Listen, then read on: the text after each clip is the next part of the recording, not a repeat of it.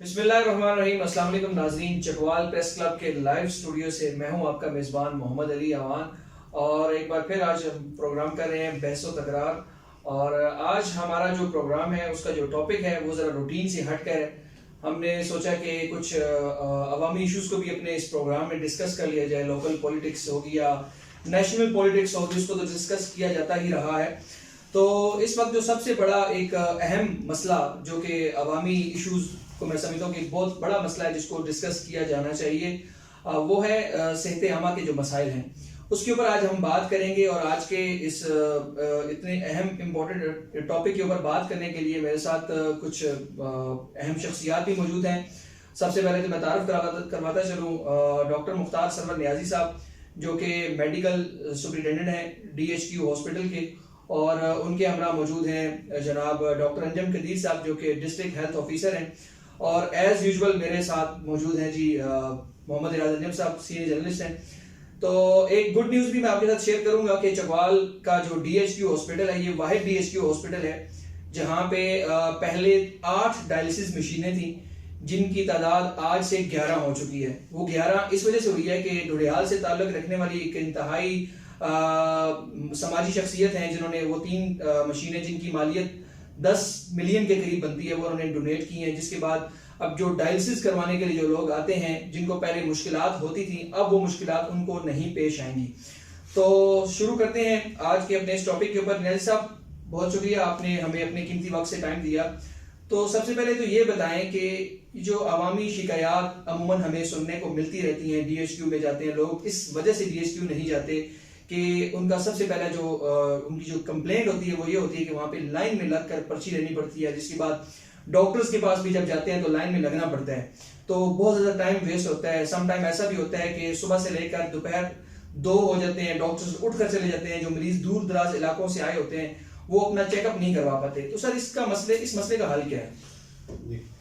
बिस्मिल्लाहिर्रहमानिर्रहीम। सबसे पहले तो आप लोगों को बहुत ज़्यादा शुक्रिया कि आपने आज मदऊ किया, और ये वाकई इतने इम्पॉर्टेंट एक टॉपिक है हेल्थ, क्योंकि मेरे ख्याल में ये हर घर का इशू है। और अस्पताल जो हमारा डिस्ट्रिक्ट हेडक्वार्टर अस्पताल है, उससे हर घर के हर फर्द का कभी ना कभी बिल वास्ता या बिला वास्ता ताल्लुक बनता है।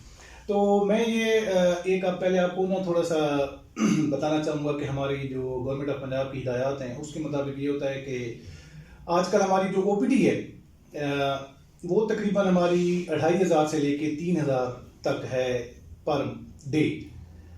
और इसके अलावा हमारी जो इमरजेंसी है वो तकरीबन 1000 से लेके 1500 तक हमारी इमरजेंसी का पेशेंट हम लोग डेली देखते हैं। तो उस सिलसिले में गवर्नमेंट ऑफ पंजाब की हिदायत के मुताबिक पहले ये होता है कि एक सेंट्रल रजिस्ट्रेशन एरिया है हमारा, वहाँ पे जो पेशेंट आता है वो पहले सेंट्रल रजिस्ट्रेशन एरिया में आएगा, वहाँ पे अपनी रजिस्ट्रेशन करवाएगा।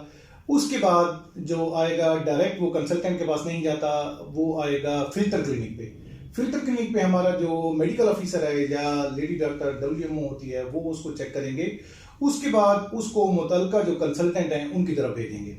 तो इस वजह से बेसिक इशू यही है कि चूंकि रश बहुत ज़्यादा है और पेशेंट्स की तादाद बहुत ज़्यादा है, तो इस वजह से हमारी जो है आवाम को लाइन में लगना पड़ता है, और जिसकी वजह से मैं ये मानता हूँ कि कंप्लेंट्स होती हैं, लेकिन हम लोग अपनी लिमिटेड कैपेसिटी में कोशिश पूरी कर रहे हैं कि हम आवाम को जितनी ज़्यादा से ज़्यादा सहूलियात मुहैया कर सकें, अपनी कोशिश पूरी होती है। और अवामुन्ना से मेरी यही रिक्वेस्ट है कि आप लोग भी सब्र व तहम्मुल का मुज़ाहरा करें, और हमारे जो डॉक्टर्स हैं या हमारा स्टाफ है उनसे ताउन करें। और अगर कोई देर सवेर इस मामले में होती है तो नियाज़ी साहब, हमने देखा कि आपने बड़े अच्छे तरीके से एडमिनिस्ट्रेटिव जो मामलात हैं DHQ भी चला रखे हैं। गुज़िश्ता 1.5-2 साल से मैं भी इस चीज़ को बड़ा डीपली ऑब्जर्व कर रहा हूँ कि DHQ के अंदर जो छोटी से छोटी कंप्लेंट जब आपके नोटिस में लाई जाती है तो आप उसके ऊपर बर वक्त एक्शन लेते हैं। तो ये जो लाइनों में लग के मरीजों को सारा सारा दिन खवार होना पड़ता है, इसके पीछे मेन असल बुनियादी वजह क्या है? क्या डॉक्टर्स की कमी है? क्या यहाँ पे बेड की शॉर्टेज है? ताकि हम ये चाहते हैं कि हमारे चकवाल प्रेस क्लब के स्टूडियो से ये आवाज़ हुकाम बाला तक पहुंचाई जा सके ताकि वो इसके ऊपर कोई एक्शन लें। और यहाँ पे मैं थोड़ा सा ये ऐड करना चाहूँगा कि एक पेशेंट जो है वो जब डॉक्टर को दिखाता है तो उस पे वो टेस्ट लिख देते होते हैं, वो टेस्ट होते होते फिर शाम हो जाती है, या उनको अगले दिन का या उससे अगले दिन का टाइम भी दे दिया जाता है। इस तरह जो पेशेंट हैं वो बहुत ज़्यादा सफ़र कर रहे होते हैं। इसका कोई तदारक भी बताइए जी। बिल्कुल ठीक है। वो बिल्कुल आपका जो क्वेश्चन है बिल्कुल वैलिड है। तो इसका मैं यही जवाब दूंगा कि बेसिकली इशू ये है कि डिस्ट्रिक्ट हेडक्वार्टर अस्पताल ज़िला चकवाल का वाहिद बड़ा अस्पताल है। तो हमारे पास जो तहसील हेडक्वार्टर्स हैं वो तकरीबन जो है मैं कहूँगा कि प्रैक्टिकली जो है वो काम तो कर रहे हैं, लेकिन उस इस्तेदाद में काम नहीं कर रहे जिस इस्तेदाद में उनको काम करना चाहिए। सहूलियात से महरूम है, जिसकी वजह से जो मेजर हमारा जो ट्रामा है या गायनी के जो पेशेंट्स हैं, सी सेक्शन हैं या सर्जरीज हैं, ऑर्थोपेडिक की सर्जरी है, जनरल सर्जरी हैं, उन सारों का जो रेफरल है वो हमारी तरफ DHQ पे आ जाता है।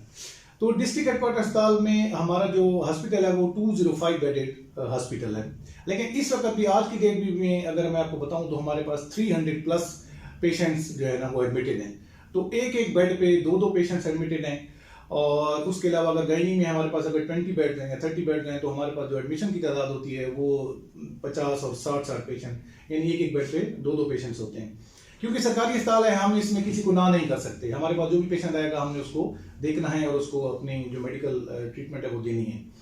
तो मैं अपनी अवामना से यही रिक्वेस्ट करूंगा कि जैसे मैं एक एग्जांपल दूंगा कि जैसे लावा का एक पेशेंट है, तो लावा में एक RHC फुल फ्लैग मौजूद है, वहाँ पे 5 डॉक्टर मौजूद हैं। तो उनको जो रूटीन वाली अगर कोई बीमारी है, नज़ला, जुकाम, खांसी, टाइफाइड, मलेरिया, जो रूटीन वाली ट्रीटमेंट है उसके लिए उनको तलगंग भी बनाने की ज़रूरत नहीं है या उनको चकवाल लाने की बिल्कुल ज़रूरत नहीं है। वो अपने जो मुतल्लिका अस्पताल है वहीं पे चेक करवाएं, ताकि जो बड़े अस्पताल हैं उनका बर्डन कम से कम हो, तभी ये मसाइल हल हो सकते हैं। अच्छा, डॉक्टर अंजम कदीर साहब की तरफ चलते हैं। बतौर डिस्ट्रिक्ट हेल्थ ऑफिसर आप क्या समझते हैं कि आपके नज़दीक चकवाल की जो आवाम है उसको हेल्थ से रिलेटेड सबसे बड़ा इशू डिस्ट्रिक्ट पूरे में क्या पेश आ रहा है? बिस्मिल्लाहिर्रहमानिर्रहीम जी, थैंक यू वेरी मच। असल में मैं जो नई साहब ने बात की और जो आपका पहला क्वेश्चन है कि DHQ में लोग आते हैं, उनको लाइनों में लगना पड़ता है और बड़ा टाइम वेस्ट होता है, उसके बारे में थोड़ी सी ये रिक्वेस्ट है कि देखिए, जब एक दिन में एक हॉस्पिटल से आप 3000 के लगभग पेशेंट्स को गुजार रहे हैं तो डेफिनेटली लाइनें तो वहाँ पे लगेंगी। अब ये नहीं हो सकता कि वहाँ पे कोई मतलब अगर हम 10 काउंटर भी बना देते हैं तो पर्ची वाला फिर भी उसको वेट करना पड़ेगा, डॉक्टर्स के रूम के सामने भी उनको वेट करना पड़ेगा। एक एट अ टाइम एक डॉक्टर एक बंदे को ही चेक कर सकते हैं। फिर जो टेस्ट हैं, एक्सरे है, अल्ट्रासाउंड है, वो भी डेफिनेटली तशखीस के लिए भी ज़रूरी है और उनके ऊपर डॉक्टर्स ने जो है तो अपना ओपिनियन देना होता है, फिर उसका ट्रीटमेंट करना होता है। जैसे आप मिसाल है कि अब TB का अगर मर्ज़ है तो TB वालों ने जाके एक्सरे भी करवाने हैं, उन्होंने बलगम का भी टेस्ट करवाना है। इसी तरह अगर कोई गायनी का पेशेंट है, उन्होंने अल्ट्रासाउंड भी कराना है, उन्होंने HB भी चेक करवानी। तो ये सारे उस प्रोसेस का हिस्सा हैं। लोगों को या हमें और आपको, एडमिनिस्ट्रेशन को ये ज़रूर समझना चाहिए कि ये DHQ के जितना भी अमला है उनकी बड़ी हिम्मत है कि वो इतने छोटी सी जगह पे हम लोग इतनी बड़ी OPD को और इतने बड़े एक कूल को हम जो है तो वो हैंडल कर रहे हैं। क्योंकि डेफिनेटली जब यहाँ पे पहले किसी ज़माने में एक सर्जन होते थे, एक हमारे मेडिकल स्पेशलिस्ट थे, चाइल्ड स्पेशलिस्ट एक आध होते थे, कुछ MOs होते थे। अब वो कम अज़ कम एक एक शोबे में 4-4, 5-5 स्पेशलिस्ट हैं, लेकिन हमारे पास जगह हुई है। वक्त की ज़रूरत, अगर क्यूरेटिव हिसाब से देखा जाए तो एक नया अस्पताल जो हमारा है वो ज़रूरत है। और दूसरी साइड पे अगर आप देखें तो जो बाहर की दुनिया है, जो जितने भी तरक्की याफ्ता मुल्क हैं, वो जो रेफरल सिस्टम की बात की है नए सब ने कि वो अपने गांव से कभी भी तब तक आगे बड़े हॉस्पिटल में नहीं जाते हैं जब तक उनके गांव का डॉक्टर या गांव का जो हॉस्पिटल है छोटा वो उनको रेफर ना करे। लेकिन हमारे यहाँ सिस्टम बिल्कुल ऐसा नहीं है। हमारे यहाँ तो लावा की इन्होंने बात की, तो लावा से भी लोग उठते हैं तो चकवाल, पिंडी और लाहौर तक वो डायरेक्टली चले जाते हैं। ये चीज़ भी आवाम की तरफ से भी थोड़ा सा होना चाहिए और डेफिनेटली डिपार्टमेंट्स की तरफ से भी इस पर कुछ सोच विचार होनी चाहिए कि रेफरल सिस्टम को हम बेहतर करें। अच्छा, और तीसरी सॉरी मैं आपकी बात कर, तीसरी जो इसमें आखिरी चीज़ है वो ये है कि जो हमारी प्रिवेंटिव सर्विसेज हैं उनको हमें डेफिनेटली उसके ऊपर पॉलिसी लेवल पे भी फोकस करना चाहिए, ताकि वो चीज़ें, क्योंकि जब लोग बीमार होते हैं तो वो उसके पीछे बहुत सारी रीजंस होती हैं और उसका बड़ा पीछे एक प्रोसेस चल रहा होता है। सपोज अब मलेरिया या डेंगू आजकल चल रहा है, तो पहले मच्छर बनेगा, फैलेगा, लार्वा बनेगा, फिर जाके वो कई मरीज को करेंगे। तो बाहर की दुनिया प्रिवेंटिव सर्विसेज पे बहुत ज़्यादा जोर देती है और हमारे प्यारे नबी पाक सल्लल्लाहु अलैहि वसल्लम की भी हदीस मुबारक यही है कि जो है इलाज से बेहतर परहेज है। तो हम उस पहले पोर्शन को छोड़ देते हैं जिसकी वजह से हमें अस्पतालों में रश और बहुत ज़्यादा इन चीज़ों को फेस करना पड़ता है और हमारे हेल्थ का बजट बहुत बड़ा हिस्सा जो है वो सिर्फ और सिर्फ क्यूरेटिव सर्विसेज पे ही लग रहा है। अच्छा जी, यहाँ पे मैं डॉक्टर अंजम कदीर साहब से ये पूछना चाहूँगा कि अब चूँकि तलागंग डिस्ट्रिक्ट बन गया है तो उनका एक तरह से सारा सिस्टम जो है वो चकवाल से अलग हो गया, तो इससे क्या फ़र्क पड़ेगा हेल्थ सेक्टर पे? क्या कुछ बेहतरी आएगी? जाहिर है अब आधे मरीज तो फारग हो गए, तो इसमें अगर बेहतरी आएगी तो कितनी आएगी? इसी में मैं एक चीज़ थोड़ी सी ऐड भी करता चलूँ कि आज मैं एक जगह पर बैठा था, वहाँ पे डिस्कशन हो रही थी कि जो हेल्थ से रिलेटेड जो बजट होता है जो गवर्नमेंट ऑफ पंजाब की जानिब से इशू किया जाता है, उसमें कोई ज़िले की कोई स्ट्रेंथ का भी कोई मामला होता है, 10 से 15 लाख पर बजट वो तकसीम होता है। तो अब तो ये दोनों अजला की आबादी तकसीम हो जाएगी, क्या वो बजट भी कम हो सकता है या कम हो जाएगा? कम होने का अंदेशा है किस तरह के? देखिए जो अगर माली साल के हिसाब से देखा जाए तो जो 2022-23 का बजट है वो तो ऑलरेडी इशू हो चुका है और जो नया ज़िला तलागंग या बाकी जितने भी 4-5 ज़िले बने हैं उनकी हम लोगों ने मतलब हेल्थ डिपार्टमेंट ने हमसे फिजिबिलिटी और कितना उनको बजट रिक्वायर्ड है, कितनी पोस्ट रिक्वायर्ड है, वो सारी इन्फॉर्मेशन हमने भिजवा दी है सेक्रेटरी साहब को भी और थ्रू MNAs वगैरह भी और थ्रू DC भी, वो ऑलरेडी वहाँ। लेकिन अब वो कब तक उसको एक्चुअली वो लागू होता है, कब से उसकी SNA अप्रूव होगी, बजट अप्रूव होगा, तो ज़िले की अलायदगी तो तभी समझ में आएगी। अभी तक तो तलागंग हमारा ही हिस्सा है डेफिनेटली और उसको सारे को हम टैकल कर रहे हैं और इंशाल्लाह अगर तलागंग के हवाले से स्पेशल बात की जाए तो वहाँ पे हाफिज साहब की और वहाँ के जो पॉलिटिकल लोग हैं बाकी उनकी बड़ी वो कोशिशें हैं कि वहाँ पे अब तलागंग पूरे जो पहले हमारी तहसील थी कम से कम भी 8 से 10 BHUs जो है वो अपग्रेड हो रहे हैं और वो RSC बन रहे हैं और वो अनकरीब इंशाल्लाह उसको जो है वो फंक्शनल हो जाएंगे। अच्छा डॉक्टर साहब, अपनी थोड़ी सी हमारी आवाम को समझने के लिए आपकी बेसिकली बतौर DHO क्या रिस्पॉन्सिबिलिटीज क्या हैं हेल्थ केयर सेक्टर में? DHO जी बेसिकली डिस्ट्रिक्ट हेल्थ ऑफिसर कहा जाता है और पहले जो होता था वो DOH जो है वो ही डिस्ट्रिक्ट का हेड होते थे, बाद में EDOs बन गए। अब जब से 2017 से अथॉरिटीज बनी है तो CEO जो होते हैं हमारे चीफ एग्जीक्यूटिव ऑफिसर होते हैं, उनके अंडर DHO प्रिवेंटिव सर्विसेज मतलब मैं काम कर रहा हूँ। तो DHO प्रिवेंटिव का जितना भी ज़िले की किसी भी कैंपेन के हवाले से, चाहे वो पोलियो है, चाहे वो डेंगू है, चाहे वो कोविड है, चाहे वो मीजल्स है, चाहे वो मलेरिया है या कोई भी कैंपेन आती है, कोई भी हमारा हेपेटाइटिस के हवाले से, मतलब जितनी भी हमारी बीमारियां हैं उनको डायरेक्टली फोकल पर्सन कह लें कि वो डिपार्टमेंट का जो है वो DHO ही होता है और इन तमाम चीज़ों को हमने आगे अपने हॉस्पिटल्स के साथ, अपने फील्ड स्टाफ के साथ, जैसे कि हमारे अंडर वैक्सीनेटर्स काम कर रहे हैं, बच्चों की रूटीन EPI, इसी तरह LHVs है जो डिलीवरीज और दूसरा जितना भी हमारा हॉस्पिटल्स का काम है, फिर हमारे DDHOs होते हैं, MS साहबान है, इन सब के साथ जो लाइजोन और एक इंटरलिंक होता है डिपार्टमेंट का वो DHO के थ्रू ऊपर डिपार्टमेंट। डॉक्टर मुख्तार सरवर न्याजी साहब से ये मैं पूछना चाहूँगा कि जिस तरह आज 3 डायलिसिस मशीनें जो हैं हाजी अमीर साहब हैं डोडियाल से, बड़ी मुखय्यर शख्सियत हैं, उन्होंने डोनेशन की हैं। पहले 8 मशीनें थीं, अब 11 हो गई हैं और जैसा कि हमें वहाँ पर ब्रीफ किया गया कि 20 की ज़रूरत है। इसके अलावा और क्या मसाइल हैं ताकि हमारे इस फोरम से हम जो इस ज़िले के या आउट ऑफ ज़िला जो भी चकवालियाँ जहाँ जहाँ भी मौजूद हैं, हम उनको क्या मैसेज कन्वे कर सकते हैं कि वो अपने DHQ हॉस्पिटल के लिए क्या वो जो है खिदमत कर सकते हैं, क्योंकि ये गवर्नमेंट सेक्टर का तो हर जगह पूरा होना बहुत मुश्किल होता है, तो वो अपनी इस मिट्टी का कर्ज कैसे अदा कर सकते हैं?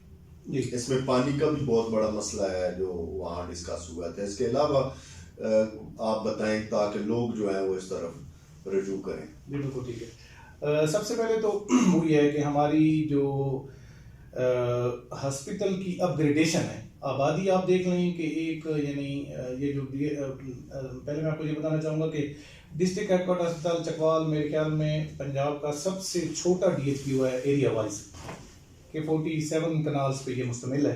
ठीक है। और यही BHU से शुरू हुआ, फिर BHU RIC THQ DHQ ये बना। लेकिन अब आज से 10 साल या 15-20 साल पहले की आबादी देख लें और अब की आबादी देख लें तो अब यानी कि खाली मैं कहता हूँ कि जो अर्बन हमारी 5 यूसीज हैं उनकी आबादी ही लाखों में चली गई है। तो सबसे पहले तो ये है कि हॉस्पिटल की जो स्ट्रेंथ है बेड्स की वो अपग्रेडेशन करनी चाहिए। अभी कितनी है? 205 हमारे बेड्स हैं, तो कम से कम यानी कि इसको 100-150 हमारी जो है ना बेड्स ज़्यादा हो जाएं, ताकि हमारी जो कम से कम जब तक कोई नया अस्पताल नहीं बनता तो इसी की अपग्रेडेशन हो जाए तो हमारी आबादी को कुछ सहूलत मुहैया हो जाएगी।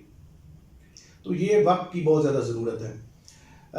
और मैं अगर जिक्र करूं तो पिछली यानी कि मैडम जास्मीन अभी मौजूद हैं, तो मैडम जास्मीन ने हमें एक विजिट किया था, जब आप लोगों को याद होगा। जी उन्होंने गायनी डिपार्टमेंट के लिए हमें कहा था कि गायनी और ऑप्स के लिए ना एक प्रपोजल उन्होंने मंजूर की थी। उसमें हमने 80 बेड्स का 17 करोड़ का हमने उनको मैं भी 2 दफ़ा हो गया था और एस्टिमेट लगा के वो हमने प्रपोजल भेजी थी, लेकिन अनलकीली वो एनुअल डेवलपमेंट में ADP में हमारी नहीं अप्रूव हुई। अगर वो हमारी 80 बेड्स अगर ऐड हो जाएं तो हमारा बहुत ज़्यादा जो है ना उसमें बर्डन कम हो जाएगा, नंबर 1। नंबर 2, जो आप कह रहे हैं डायलिसिस के हवाले से, डायलिसिस में हमारे पास 11 मशीनें हैं और हम लोग डेली की जो हमारी एवरेज है पेशेंट्स की वो हम 40 से 45 पेशेंट्स को डील करते हैं, तो तकरीबन 1200 पेशेंट्स पर मंथ होते हैं। तो उसमें जो मशीनें हैं, चूँकि मशीनों को रेस्ट नहीं है और वो राउंड द क्लॉक हमारी मशीनें चल रही हैं, तो हमें नई मशीनें और चाहिए ताकि मशीनों की तादाद जो है ना बढ़े। दूसरी बात यह है कि हमारे पास अगर 8-10 मशीनें नई और आ जाएंगी तो उनकी कैपेसिटी भी अच्छी हो जाएगी, क्योंकि मशीनों को रेस्ट ज़रूरी है। अगर मशीनें 24 घंटे चलती हैं तो उनमें फिर जाहिर है टेक्निकल इश्यूज आते हैं, जिसकी वजह से वो फिर ख़राब होती हैं, बार बार उनको रिपेयर करवाना पड़ता है। तीसरा जो आपने बड़ा वैलिड पॉइंट उठाया है वो है हमारा पानी का। सबसे ज़्यादा हमारा पानी जो है वो डायलिसिस में इस्तेमाल होता है। तो डायलिसिस की हमारी जो हमारा पानी के 2 सोर्स हैं, एक हमारा जो सोर्स है वो बैकरी से हमारी एक टरबाइन वहाँ से आ रहा है, एक हमारा जो म्यूनसिपल कमेटी के थ्रू आ रहा है। म्यूनसिपल कमेटी में अनलकीली पिछले 3-4 महीने पहले हमारा जो था सीवरेज का पानी और ड्रिंकिंग वाटर की मिक्सिंग हो रहा था, तो वो अब म्यूनसिपल कमेटी का सोर्स जो है वो बंद है। तो हमने अब कोशिश पूरी कर रहे हैं DC साहब के थ्रू कि वो एक नई पाइपलाइन हमारी अगर बिछ जाए तो उससे हमारी काफ़ी हद तक यानी ये पानी की जो मुश्किलात हैं वो हल हो जाएंगी। ठीक है। अच्छा मेरे साहब, हमारे प्रोड्यूसर साहब की तरफ से कहा जा रहा है कि टाइमिंग हमारी ख़त्म हो चुकी है, तो आखिरी क्वेश्चन छोटा सा है। अक्सर ये खबरें हमें सुनने को मिलती हैं कि DHQ में जो भी पेशेंट आता है, चाहे छोटी बीमारी हो चाहे बड़ी बीमारी हो, तो उसको फौरी तौर पर पिंडी रेफर कर दिया जाता है। तो इन खबरों में कितनी सलाह है? DHQ पे इल्जाम है कि ये डाक खाने का किरदार अदा करता है, यहाँ से डाक आगे भेज देता है। और दूसरा पार्किंग का भी इशू, जो पार्किंग माफिया वहाँ पे मौजूद है, उस पर आप थोड़ा सा। बिल्कुल ठीक है, पहले मैं पार्किंग का जवाब दे दूंगा। बात फिर वहीं आ जाती है कि आप 47 कनाल्स हमारा एरिया टोटल, ठीक है, उसमें जो 70% कवर्ड एरिया, 30% अनकवर्ड एरिया है। तो आबादी के लिहाज से अब गाड़ियों की तादाद इतनी ज़्यादा है कि जब आप देखें कि 3000 पेशेंट अगर डेली आते हैं तो उसमें से आप देख लें कि आजकल हर बंदे के पास मोटरसाइकिल, रिक्शा है, गाड़ियाँ हैं। तो यानी आप देखें कि हमारे हॉस्पिटल में किसी भी जगह और एक पेशेंट के साथ 10-10 गाड़ियाँ आ जाती हैं मिलने आते हैं। तो वो यानी ये हमारे पार्किंग के सिस्टम को भी इम्प्रूव तभी किया जा सकता है कि बाकायदा पार्किंग का कोई एरिया मौसम जगह मौजूद हो। हाँ जी, अब आप लोग खुद विजिट करते हैं कि हमारा कोई भी ऐसा एरिया नहीं जहाँ पे गाड़ी ना खड़ी हो, जहाँ मोटरसाइकिल या चिंची ना खड़ी हो। एक तो ये चीज़ हो गई। दूसरा आपने क्वेश्चन किया रेफरल का, तो मैं आपको ये बताना चाहूँगा कि आप यानी प्रैक्टिकली मैं हमेशा ये कहता हूँ कि जो रियलिस्टिक अप्रोच होनी चाहिए कि हमारी बिल्कुल, जब आप देखें कि 2500 से लेके 3500 या 4000 पेशेंट अगर आपके पास डेली आ रहे हैं तो 5, 10, 15, 20, 25 कंप्लेंट्स नेचुरल हैं, ठीक है, कि वो कंप्लेंट्स आपके राइज होनी है। लेकिन अल्हम्दुलिल्लाह मैं कहता हूँ कि आप हमें देखें तो हमारी जो मंथली, अगर आप अल्ट्रासाउंड की तादाद देख लें, हमारी मंथली आप सर्जरीज की तादाद देख लें, ट्रामा पूरे डिस्ट्रिक्ट हम कवर कर लें, तो अगर आप फैक्ट्स एंड फिगर पे जाएं तो हम लोग यानी कि सालाना यानी 3 लाख से 4 लाख से लेके 5 लाख पेशेंट्स तक हम लोग जा रहे हैं। ठीक है। तो वो रेफरल हम बिल्कुल सिर्फ उसी पेशेंट को करते हैं कि जिसको टर्शियरी केयर की जरूरत होती है, या जिसके लिए जो एक डेडिकेटेड आईसीयू है, जो बिल्कुल स्टेट ऑफ द आर्ट किस्म का पेशेंट आ जाता है। अदरवाइज ये मैं इस तासुर को चले जी, बहुत शुक्रिया नियाजी साहब और डॉक्टर अंतिम कदीर साहब, एज यूजुअल मोहम्मद रियाज नदीम साहब। उम्मीद करते हैं जी कि आपको हमारा ये टॉपिक ज़रूर पसंद आया होगा। तो हमने एक छोटी सी अपनी कोशिश की है, काविश की है कि जो चकवाल के लोगों के हेल्थ के मसाइल हैं, जो इंतजामी है, उनसे मिलकर इसको डिस्कस किया जाए और उन मसाइल को मैसेज जी मैं आपको अगर आप मैं आवाम को सिर्फ एक मैसेज देना चाहूँगा आपके थ्रू कि माशाल्लाह आपको लोग देखते हैं कि आप जो है ना, मैं हमेशा ये मानता हूँ कि हमारी शिकायत भी होंगी, हमारी सर्विस में कमज़ोरी भी होगी, कोताही भी होगी, लेकिन आप लोगों से यही तवक्को की जाती है कि आप पढ़े लिखे लोग हैं, आपका अस्पताल है, आपके डॉक्टर्स हैं, आपका स्टाफ है, तो जो है अगर कोई कमजोरी या कोताही हो भी जाती है तो उसका हमारा कंप्लेंट सिस्टम का भी एक सिस्टम मौजूद है। आप एमएस तक, सीओ ऑफिस तक, डीसी साहब तक अपनी कंप्लेंट प्रॉपर पहुंचा सकते हैं, लेकिन मेरी ये रिक्वेस्ट है कि आप अमले के साथ, हमारे डॉक्टर्स के साथ ताउन करें, जज्बाती ना हो। और ये एमएस साहब ऐसे हैं कि जो कि हर बंदे के लिए हर टाइम अवेलेबल होते हैं, 24 घंटे हमारा यानी अवेलेबल हैं, और उससे ये होगा कि कभी हमारी जो डॉक्टर्स की और स्टाफ की अप्रिशिएशन होती है, उससे हमारा काम करने का जज्बा बढ़ जाता है। तो ये आपके थ्रू उम्मीद करते हैं जी कि आपको ये प्रोग्राम जरूर पसंद आया होगा। इनसे मिलते हैं किसी अगले प्रोग्राम में, किसी अगले टॉपिक के ऊपर। तब तक के लिए Chakwal press club live studio से दीजिए मोहम्मद अली अमान को इजाजत। अल्लाह हाफ़िज़।